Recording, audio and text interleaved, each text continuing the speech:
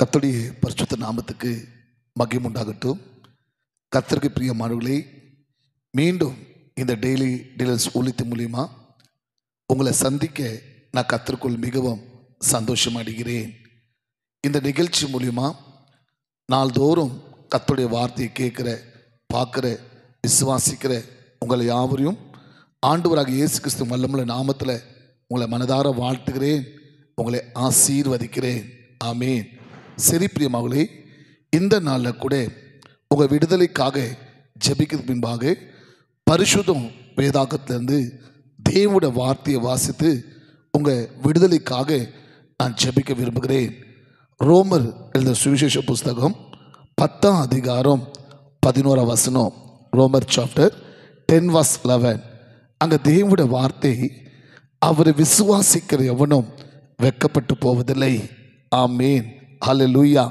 என் அன்பு சகோதரா, என் அன்பு சகோதரி, இந்த டெய்லிஸ் ஊழியத்து மூலிமா இந்த நிகழ்ச்சியில் இந்த கர்த்தருடைய வார்த்தையை கேட்டுக்கொண்டிருக்கிற, பார்த்து கொண்டிருக்கிற உங்களை பார்த்து என் தேவனை கத்த சொல்கிறாரு, என் அன்பு மகனே, என் அன்பு மகளே, என்னை விசுவாசிக்கிற எவனும் வெட்கப்பட்டு போவதில்லை. ஆமேன்.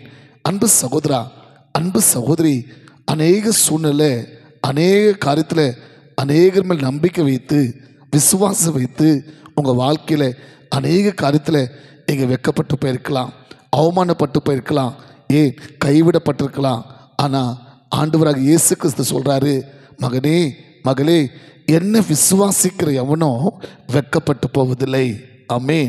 வேதத்தில் பார்க்கும்போது அருமையான பேதுரு சகோதரன், அவர் ஒரு மீன் பிடிக்கிற ஒரு தொழிலாளர் இருந்தார்.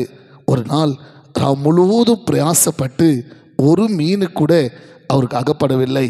ஆகையாலே அவர் வலையை அலசி கொண்டிருக்கும் போது ஆண்டவராக இயேசு கிறிஸ்து பேதுருவின் படகுல கொஞ்சம் தூரம் பிரயாணம் பண்ணும்படி கேட்டுக்கொள்கிறார். வேதம் சொல்லுகிறது, அவர் பிரயாணம் பண்ணிகளே அந்த படகுல இருந்த கர்த்தருடைய ஜனங்களுக்கு அவர் உபதேசம் பண்ணினாராம். விசுவாசத்தை குறித்து, நம்பிக்கை குறித்து அவங்களுக்கு போதனை பண்ணினார்.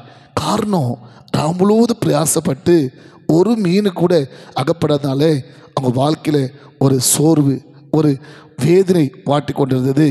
எப்போ தேவனுடைய வார்த்தையை அவர் போதித்தாரோ, விசுவாசத்தை குறித்து அவர் உபதேசம் பண்ணாரோ, அந்த வார்த்தை கேட்டு பேதுருக்குள்ள விசுவாசம்.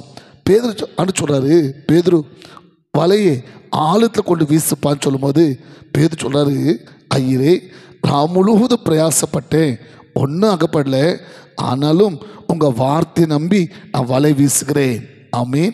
பத்து பிரியமானங்களே, பேதுரு ஒரு மீன் பிடிக்கிற தொழிலாளர் இருந்து அதில் அனுபவப்பட்டு கூட ராத்திரி எல்லாம் வலை வீசுகிறாரு, ஒரு மீன் அகப்படல. ஆனால் இந்த தேவனுடைய உபதேசம், இந்த தேவனுடைய பிரசங்கம், இந்த தேவனுடைய வார்த்தை பேதுருவின் வாழ்க்கையில் ஒரு நம்பிக்கை, ஒரு விசுவாசத்தை உண்டாக்கினது.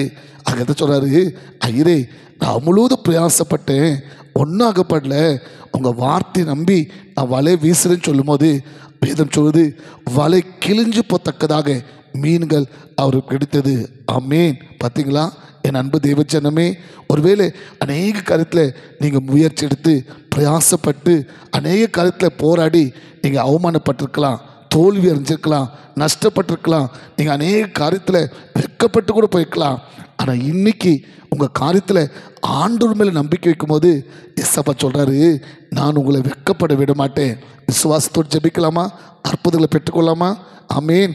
எனக்கு அருமையான இயேசு தகப்பனே, எங்கள் ஆண்டவராக இயேசு கிறிஸ்துவே, இதோ இந்த டெய்லி நிகழ்ச்சி மூலிமா உங்களோட வார்த்தையை கேட்டு யாரெல்லாம் விசுவாசத்தோடு ஒரு அற்புதத்துக்காக, ஒரு விடுதலைக்காக, சுகத்துக்காக, அவங்க தேவைக்காக, ஆசீர்வாதத்துக்காக ஜெபித்து கொண்டிருக்கிறாங்களோ, அன்றைக்கி பேதுரு உங்கள் வார்த்தையை நம்பி வலை வீசும்போது அற்புதம் செய்தீங்களப்பா, வெட்கப்பட விடலை சுவாமி.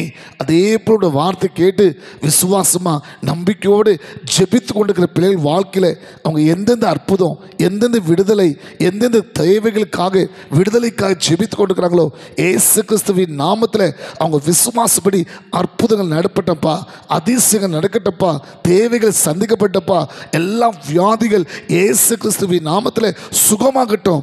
அவங்க காரியங்களாக இயேசு கிறிஸ்துவின் நாமத்தில் ஜெயமாக முடிசுட்டதுக்காக ஸ்தோத்திரம். நல்ல பிதாவே, ஆமேன். God bless you.